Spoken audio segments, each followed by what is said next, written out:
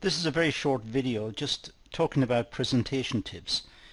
If you're required to do a presentation in front of a group or perhaps in front of a class or indeed even in a company before, let's say, a group of managers, it's important to have a good structure and a good presentation technique. And what we want to do in this very short video is just run over some points to note and be careful about when you are making your presentation. So just a checklist of points that you might want to bear in mind if you're asked to do a presentation. So we'd start with research the topic and develop a deep understanding of the content. You must understand what you're talking about. Someone may ask a question, and if you can't answer it and it seems like an obvious question in the context of what you're doing, you can't answer it, you lose credibility. You will lose the audience, you will lose the room. So it's important to have a good understanding of the topic. Make sure you are completely familiar with the topic and with all aspects of the topic, and anticipate questions and have answers ready if possible. But certainly understand the project, understand its limitations, understand what it's about, understand the technicalities and how everything's related. Have a clear understanding. That's essential. Try to involve the audience if you can. Try to relate to their work experience or through their academic experiences.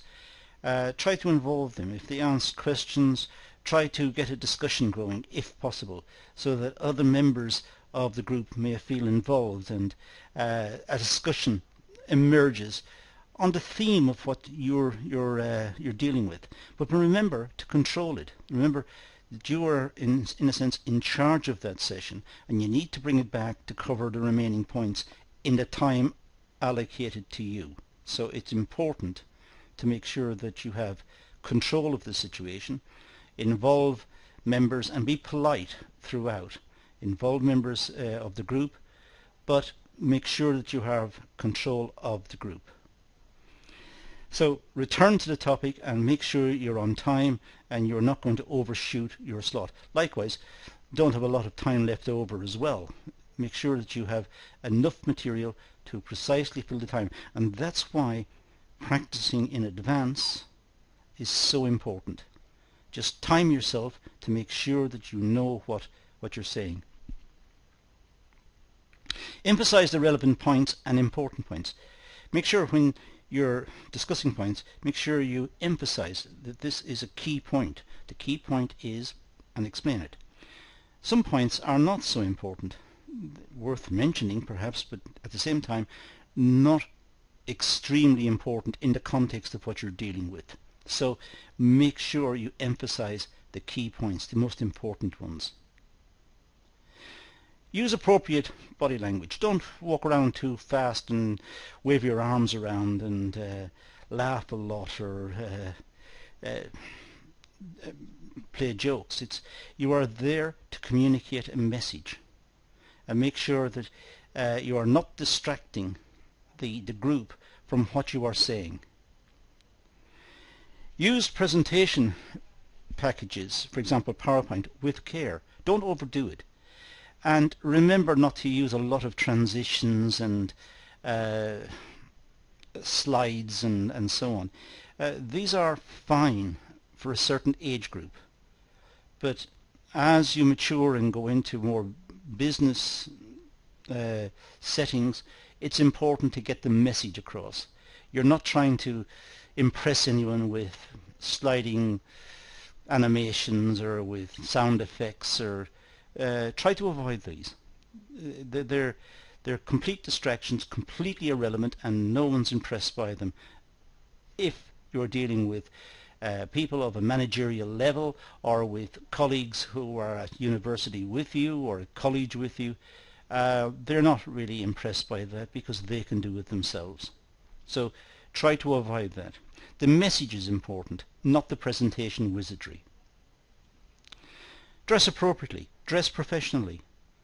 Make an impact. Don't just turn up and make the presentation. Dress according to the importance of the presentation.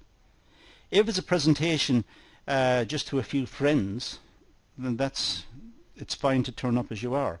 But if it's a presentation to a whole group, perhaps a group you haven't met before, or to a group of managers or to tutors at university or whoever, pay respect to them by turning up dressed appropriately so that they will take you and the message seriously.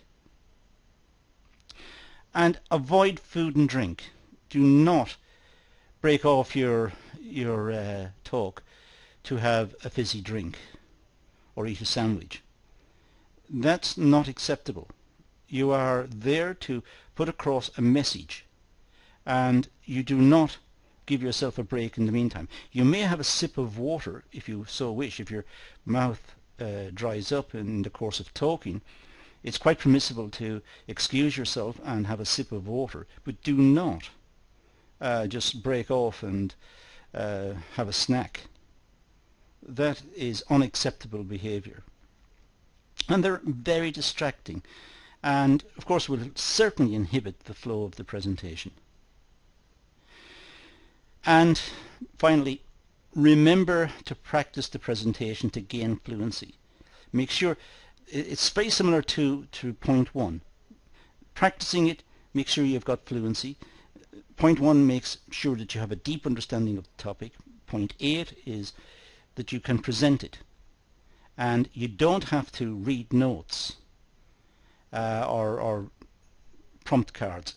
You may carry these for security if you wish, but try to avoid using them if possible. Just have them there just in case. But the point is that you have fluency regarding the topic, and you're able to speak about it off the cuff. You're able to speak about it because you know it, and that will give the audience confidence in you and also in the message. And that's all we're going to deal with in this short class. I said it was short. It's just looking at briefly presentation points. It's worth going back and make a note of these. Should you face the prospect of making a presentation in the near future or at some time in your career, these may just simply help you out. But that's all we're going to deal with here. So let's leave it at that and say thank you for watching.